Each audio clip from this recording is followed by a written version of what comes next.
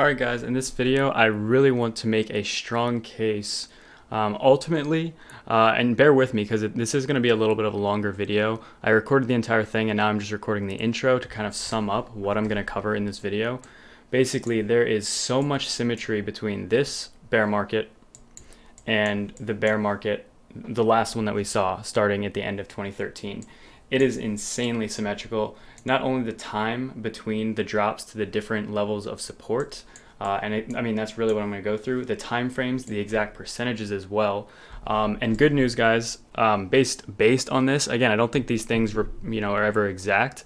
I think this is obviously speculation. As you know, that's kind of what TA is, informed speculation, I think. But really good news in terms of if this would repeat exactly what the last one did, we would be seeing the very bottom of the bear market within just about 2 months. So very, very soon. The very beginning of 2019, which I think is a very good case. As many of you know, I don't think we're going to hit 20,000 US dollars by the end of 2018. We have a month left, and I don't think Bitcoin's going to go from 4,000 to 20,000. However, I think there is some really, really interesting things, many similarities here, and I definitely am excited for you guys to watch this. Let me know what you think. There's about 3 or 4 really key points that are very hard to dispute. It's just data, it's facts. This is exactly what happened. So yeah, I'm gonna go through that in this video, and yeah, let me know what you think. So to start off, I kind of want to zoom out here and just go back to the last bear market, right here. So we did have an initial bottom there, and if we take this tool out, we can just see how much of a drop it was from the all-time highs. It was roughly about 62%. And if we go to here, what I've seen a lot of TA people on YouTube not actually take this from the top here, but we can just take it even from the middle of these two, or even just a little bit below that, and to that drop is roughly about 60%, right? So the drop from the very top of all-time highs to where we found support for a very significant amount of time. So we found support there. First time we touched was on February 4th, and we didn't break it until November 13th. That was 282 days. Now, if we go to the previous bear market, again, there's a lot of weird similarities here. First time we touched was, it looks like December 18th. So the first time we actually even broke through that was on December 18th. And when we actually did break through and actually fall through, I guess permanently, it was 274 days. So 274 compared to 278, almost exactly the same amount of time there, which I think is pretty significant. But there are a few other things that almost exactly line up similar to that, so I want to spend the rest of the video getting into that. And with that being said, you can kind of estimate when a bottom would be hit. Again, none of these things I don't think ever mimic themselves perfectly. However, there are a lot of things, a lot of key things, looking at this current market we're in, going back to the last one, that I think really mimic each other. So the second thing I want to look at here, so if we go back to the bear market here, the original drop was about roughly 60%, right? From all-time highs to where it originally found support was about 62, 63%. And then it fell an additional roughly 10, 11%. After it broke here, the initial support, you can see it broke right here, fell, you can see it fell clearly below that, but it wicked above that and then traded in there from October until January of the following year. So about 3 or 4 months in there. So that's quite a significant amount of time. It traded in this channel between 300 and 430. So this was the second bottom that had formed in the market. And that was about 10% below what the initial 60% drop was. So again, we can just take it from here. From the top to here was about 74%. So if we take that same here, again, we're measuring slightly below this top here, and I see a lot of other people doing that as well. I think that actually seems more accurate based on what we've been seeing so far. Take it here, down, and this is roughly about 74, 75%. So again, pretty close, and that's right at the $4,000 mark. Something we're seeing right now, again, this hasn't played out yet, so whether or not this is valid, I think we'll find out fairly soon, although it did trade in this area for about 3 months, so we'll see if this trades in here for about 3 months, which would be pretty much this time frame here. But as you can see here, we had a nice bounce pretty much right off of 4,000. You can see we clearly did go below it, similar to the last one. These things are never really exact, like they don't exactly bounce off of these usually, but they do tend to find support in a general area there. You can see it only wicked and it kind of just leveled out right there. So 4,000 there. So again, that traded there for about 3 months.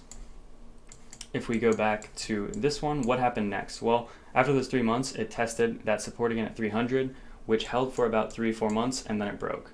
And then it found its ultimate bottom in the market, 170 roughly. So it touched here the first time on January 13th, and then January 13th, 2015, and then about 8 months later, the end of August 2015, it touched again, and that cemented the bottom for the market. And ever since then, it's pretty much gone up, right? It's never gone below these prices ever since then. You can see that's when the bull market began, and then we entered where we're at right now. So comparing that to now, let's just measure from all-time highs to when it broke to the third level of support. There was about 400 days. So if we were to, guess that could happen again, or if something similar would happen now, where would 400 days put us? That would put us right about here. Give or take, depending on where you draw this, it might be a little different, but right around this area, which would make the bottom of this trend line up pretty well with this $3,000 support here. So basically what that means possibly is that right here, if the bear market, if these patterns continue to repeat, kind of the same thing they've been repeating, very similar to the same number of days that it took to make these same exact moves. Again, I don't think you really could have maybe seen this until the last drop that we had just a few weeks ago, because it really started to, open up more, and we got to see kind of exactly what we're looking at. Again, this is all just speculation, possibilities, but that 400-day would line up very nicely with this area right here. Kind of where, if these would repeat themselves, we could see basically if this continued to do what it's done so far and repeat the last bear market, we would trade kind of in this channel for a little bit before breaking down and maybe finding support right around there, and that could cement the ultimate bottom. Now, again, that's very, very speculative, right? I don't think you can predict these at all. I don't think that I found the secret, but I think it's very interesting. And there's one more thing that I want to point out why I think that's significant, and that is that the previous bear market, its all-time highs were right around 1,200 right here, right? So when we finally did see that break, this happened at the very end of 2013. It didn't break that really until the beginning of 2017. So pretty much 3 years later, right? It was about a 3-year from all-time highs till it got back to all-time highs. When it did break that, you can see it went pretty, that's really when the bear market, or the bull market was confirmed. You can see, again, it did have to test here for some support. It did not take very long, less than a month, but then it ran up from $930 to $3,000. That was its first major resistance right there, was $3,000. Again, so basically from its previous all-time high until it reached some major resistance, it was right around 3,000. It took a few months to get there. This also is the longest. If you look on this chart, you can see prior to the bear market ensuing, this was the longest that we found some support and resistance in here. You can see it broke there, immediately came back down here. I can just zoom in so you can see a little bit better. Immediately came back down to 2,000, went up to 3,000, really traded in here, went all the way down to 2,000 again, a little bit below it, but kind of immediately broke back above that, 3,000 again, tested it for quite a bit, and then broke 3,000 straight up to 4,000. Again, the market likes even numbers, back to 4,000, a little above 4,000 to 5,000. Then not finding support at 4,000 again. I think this is significant. Kind of showed this necessarily wasn't a concrete support right here. However, 3,000 did prove to be. You can see how long that Bitcoin was trading in this area here for a few months. And when it did finally break from 5,000, it found resistance there, right to 3,000. We didn't find support at 4,000 right here. It went to 3,000. We found a little resistance there when we got back up to 4,000 after touching on 3,000 for support. But ultimately we broke that, went to 6,000, and then, the rest is history pretty much, and we're waiting to see what happens. However, 6,000, I think the key story now, was the really good support from February, basically until this month, the middle of this month, November 2018. It's logical, it makes sense why that was support. It's a significant percentage drop from all-time highs, roughly around 60, similar to the last one. So we saw kind of an immediate drop, about 60% from the all-time highs. As well, there was some previous support and resistance there. But the biggest support and resistance definitely was right around 3,000 here. Again, look at all of the resistance it found here, and then even as it was trying to break through 5,000 and 4,000 as well, you can see kind of 3,000 essentially played the ultimate bottom there. So if we just want to measure this one more time, about 80-85% from all-time highs would represent 3,000, depending on where you measure it on this chart here, based on these two highs right here. And again, I drew both of these channels. I just copied essentially the length of the last one, which I think was roughly like 560 days right there, which was what the last bear market was. Does not necessarily at all mean that this bear market is going to last that long. If that were the case, of those 560 days roughly, we're about 360 through it. So we're more than halfway through the bear market. Worst case scenario, right? Because I think this space has a lot more to offer than it did back then. But let's just say, for example, based on all of these symmetries and things that seem to line up, that this would be the length of it. We're already over halfway there, especially if you take this channel back to the actual all-time highs instead of this channel that it seems to be trading in since really the beginning of January. We would even be further along. So this will get pushed back a little bit. So the actual technical end of what the identical chart would be right around May of 2019. So basically what that could mean, we would look for the middle of 2019 to be the beginning of the next bull run. Again, this is super speculative. I'm not saying this is at all what's going to happen. I think it's very interesting based on this previous bear market, the similar drops that we had, about 60% from all-time high to this first support. Same thing we saw here, from all-time highs to about 6K. The first support there was 430 back a few years ago in the last bear market. Then the drop to the second support, which is 300. Second support for us now might be 4,000, but I think the ultimate support probably would be 3,000. There is so much more concrete support there. I put 2,000 here as well because that did play a role and did provide some support there. However, that is much more significant. If we just drop from here to here, that would be about almost a 90% drop from all-time highs. Granted, this bull run was much more significant, so I guess it's possible that the bear market would kind of mimic that and also be very, very strong. But yeah, that's basically what I wanted to say. Let me know what you guys think. I think it's pretty interesting that these are so far kind of line up so well. Actually, I think the last thing that I forgot to mention, if we drop from here from the beginning to the time that it dropped, 300 days roughly before it dropped through that first support there.